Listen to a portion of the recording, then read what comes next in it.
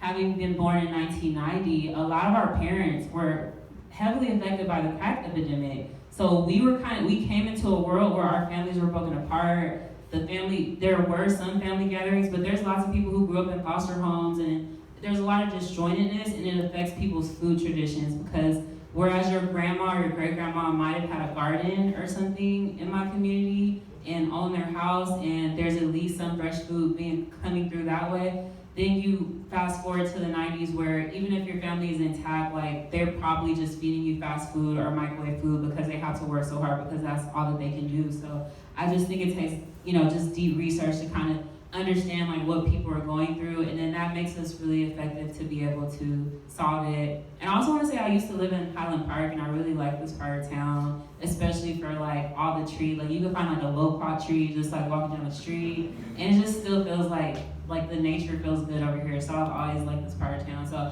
I think that is important to like recognize what we have, because we live in California and it's not everywhere you can just grow food year round in your front yard. So just taking advantage of that. I'm curious if you can talk a bit about the genesis of this show, particularly, and the food narratives you're seeking to challenge, and also the narratives you hope to sort of produce and amplify through it.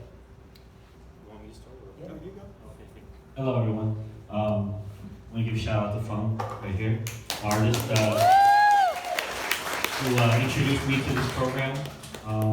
Congratulations on this. This is her art right here. This is Rocky Rivera. I don't know. Where should I start with everything? I want to focus in on the building that we're in and with art and what we were trying to do with the show, because I don't want to keep you all here till midnight because there's a lot to talk about with Broken Bread, what we covered, and everything that these two are doing every single day.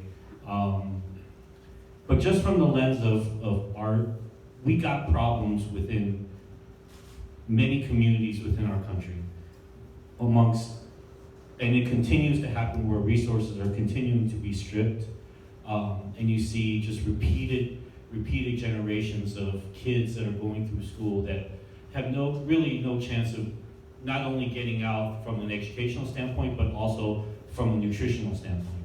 And if we think that things are getting better, then we're just lying to ourselves, because they're actually getting worse every single day. The food that you see within our school systems, it is truly corrosive to what is happening to these children's bodies, and that on top of all of the information and some of the narratives that are being pushed through, that in turn continues to create some sort of explosion in my mind. But in the form of art, what I was thinking about was these things that we sometimes as a society turn a blind eye to or don't value. What we try to do with Broken Bread is take these things that we care about and put some sort of, art behind it, some sort of storytelling, some sort of angle on it so that it does create value beyond. Because if we just take it based on facts or based on lecturing, a lot of people don't care. A lot of people that are creating these problems don't care about the results. So we took the approach of I thought about, you think about street art, right? Where you have these things that were criminalized, graffiti, writing on walls, just tagging, that were criminalized because they were coming from the Black and brown communities. But then as soon as they turn into art, they become fictionalized and they become valued. And then they become a Banksy. And then what happens is they become something that dominates the art world. It's the same thing in street fashion as well, and in haute couture. So these things that you wouldn't even be let into a restaurant with, whether they were your jeans or your shoes or your shirts or your hairstyle or your makeup or whatever it is, as soon as they become indoctrinated and flipped into a form of art, usually a Western European lens of art, they become valuable.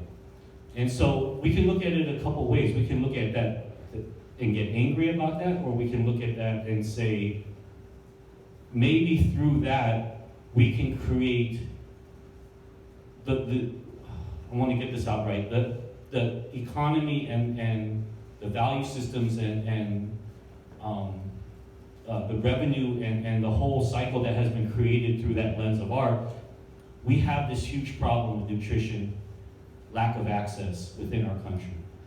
And we're constantly, over the past 2 or 3 or 4 generations, we're hitting our head. We have activists on the ground every single day with their fists up in the air fighting, with every breath that they have, and it's not moving the needle at all. So we were thinking through the show, what if we, instead of taking an antagonistic approach, what if we tried to create some value through art? And then maybe that will spark something where, not our show specifically, but maybe our show could spark something within 5 years where this thing that Olympia represents, that Duane represents, this lack of nutrition, this lack of access becomes something like a Balenciaga shoe at Paris Fashion Week, or a Banksy painting at Sotheby's. And then these things become value, and then what happens is they no longer become a problem. So that's, I don't know if I made sense with any of that shit I said. I tried to get all high-minded with y'all, but to break it down is what we try to do is instead of just doing the same old and attacking the problem, we try to really bring value to it so that others that don't care could start to care. And I think we did a little. We moved the needle a little, and we want to continue to do more. But that is our contribution to it. It's stupid, and that's what's been the big lack of, in the community. They're like, I'm not buying this stuff. It's $12 for like 2 pieces of something. And I'm gonna smile and act like I like it? Makes no sense.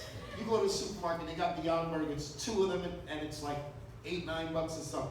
I love the company, great company, but how do you explain that? She sells $8 worth of food and it's a whole box. And nobody's helping us. We're great idea you have, and you're gonna get high fives, and you're gonna get into nice bougie articles and everything, and it'll always be a boutique niche thing that we have. We're not niche. We're struggling with surviving. We're trying to do what we can to survive. And, all I can say is for people such as us, the only thing we can do is keep doing what we do best, stick with the grind. It's a 28-hour job. It's an 8-day work week for us. Somebody will see what we do. Eventually, somebody will notice. I know it sounds heart-wrenching sometimes, but you know what? I'm a statistics person. For real, this business thing in the community, it's just like what she said. If there's a lack of nutrition, there's also lack of business. There's lack of economic diversity in our community. I don't know what it is. Now, the community is hot. Now everybody's, and I guess that's the word they throw, gentrification. It's stupid. It's stupid. There's a lot of money to be made. There's a lot of inspiration. I have people that tell me that, man, you gave us, you could take a drive through South L.A. and ask a lot of street vendors or restaurateurs, where'd you get your idea from? And they'll tell you, hey man, I saw Earl working his hot dog cart back in the 80s. This guy was working in the rain and the sun in gang-infested territory at nighttime with no security. Police were sweating him. Days he didn't make money. You don't know what it's like to live in Sylmar and pull in your hot dog cart, and you get to your location and you go around the back and you're ready to open it up and you realize, oh crap, the back door opened up and all the hot dogs must have flown out on the freeway. Your day is dead. Or what it was like to be in Sylmar and it's raining out there. You're like, oh, I'm not going to work because it's raining. And then you go to work the next day and everybody tells you what happened. It was sunny in LA. Okay? That means I gotta come out every day regardless. We used to come out 7 days a week. We stopped it because my grandmother in New York, bless her soul, she told us at the time, y'all need to cut that crap out. You guys are not gonna enjoy life.